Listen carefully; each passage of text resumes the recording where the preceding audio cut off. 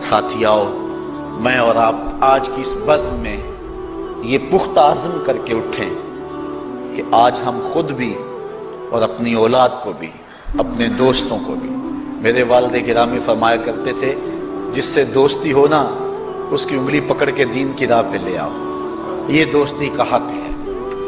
اس کے لیے آپ بہت کچھ کرتے ہیں لیکن اگر اس کو دین نہیں دیا تو کچھ بھی نہیں دیا۔ کوشش کرو میرا دوست ہو اور جہنم میں جائے۔ والدین بچے کے مستقبل کے لیے کتنی کوشش کرتے ہیں، لاکھوں روپیہ لگاتے ہیں مستقبل ٹھیک ہو تو، کرتے ہیں کہ نہیں کرتے؟ یونیورسٹیوں کے اندر، کالجوں کے اندر کتنی بھاری فیسیں بھرتے ہیں، کیوں اتنا کچھ کیوں کر رہے ہو؟ میں نے دیکھا بوڑھا باپ اپنی کمر پہ بوریاں لاد کے مزدوری کرتا ہے، مائیں اپنا زیور بیچ رہی ہیں کہ اولاد پڑ جائے۔ میاں اتنا کچھ کیوں کر رہے ہو؟ جی مستقبل ٹھیک ہو جائے۔ یہ مستقبل کتنا ہے؟ 20-25 سال کا، اور جو اصل مستقبل ہے اس کی فکر ہی نہیں کسی کو۔ اصل مستقبل تو وہ ہے، اللہ اکبر، بیرون ملک جائے بیٹا تو ماں کہتی ہے بس دعا کرو کہ میرا بیٹا خیریت سے پہنچ جائے۔ بیٹی کی شادی کرتی ہے تو ماں کہتی ہے دعا کرو کہ اپنے گھر میں اس کو چین مل جائے۔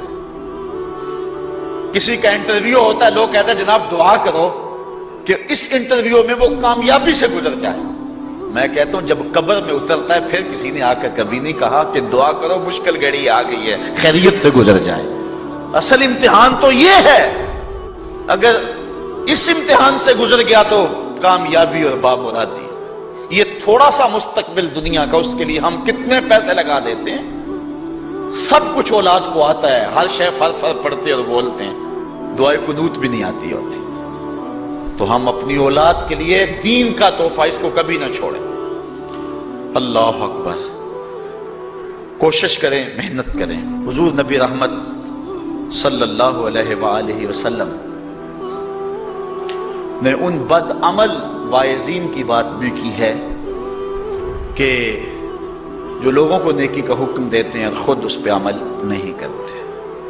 آج ہمارے کچھ واعظین لوگوں کو تو واعظ و تلقین اور نصیحت کرتے ہیں اور خود نماز میں سخت سستی کا ارتکاب کرتے ہیں، اور جس سے قوم کے اندر نماز میں سستی عملاً پیدا ہو جاتی ہے۔ کوئی عرس کی تقریب ہو، کوئی محفل نعت ہو، کوئی جلسہ ہو، کوئی شادی کی تقریب ہو، نماز کے وقت کا پورا خیال رکھا کریں اور اس بات کا لحاظ رکھا کریں۔ بلکہ ہمارے ہاں ایک عجیب سا فیشن ہے اور عجیب سی بات ہے، میں بڑا حیران ہوا کرتا ہوں کہ عشاء کے بعد جب جلسے ہوتے ہیں نا ہمارے مساجد کے اندر، تو مغرب سے اعلان شروع ہو جاتا ہے آج رات فلاں صاحب خطاب فرمائیں گے، اور پھر جب نماز عشاء ہوتی ہے تو ہمارا نقیب محفل کھولتا ہے لاؤڈ سپیکر اور وہ اعلان کرتا ہے حضرات جماعت ہو چکی ہے، اب مسجد میں آ جائیں۔ یعنی یہ نماز کو ہلکا کرنے والی بات ہے۔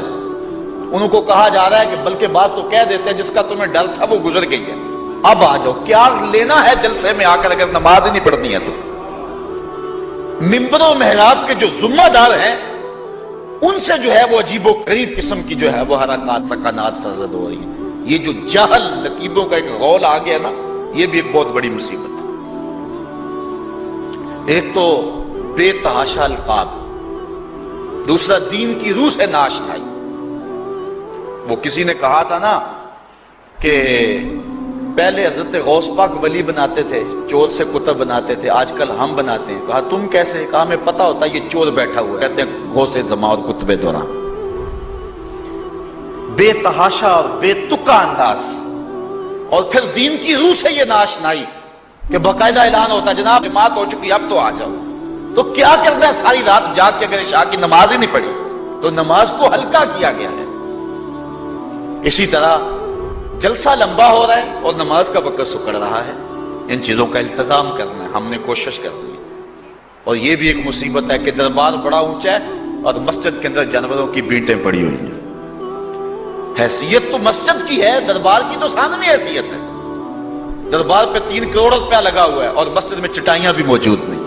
اپنے بھی خفا مجھ سے ہیں بیگانے بھی ناخوش، کہ زہر حلال کو کبھی کہہ نہ سکا کند، بات وہی کہتا ہوں سمجھتا ہوں جسے حق، میں ابلہ مسجد ہوں نہ تہذیب کا فرزند۔ بے تحاشا اور بے تکا انداز، اور پھر دین کی روح سے یہ ناشنائی کہ باقاعدہ اعلان ہوتا جناب جماعت ہو چکی اب تو آ جاؤ، تو کیا کرنا ہے ساری رات جاگ کے اگر عشاء کی نماز ہی نہیں پڑھی تو نماز کو ہلکا کیا گیا ہے۔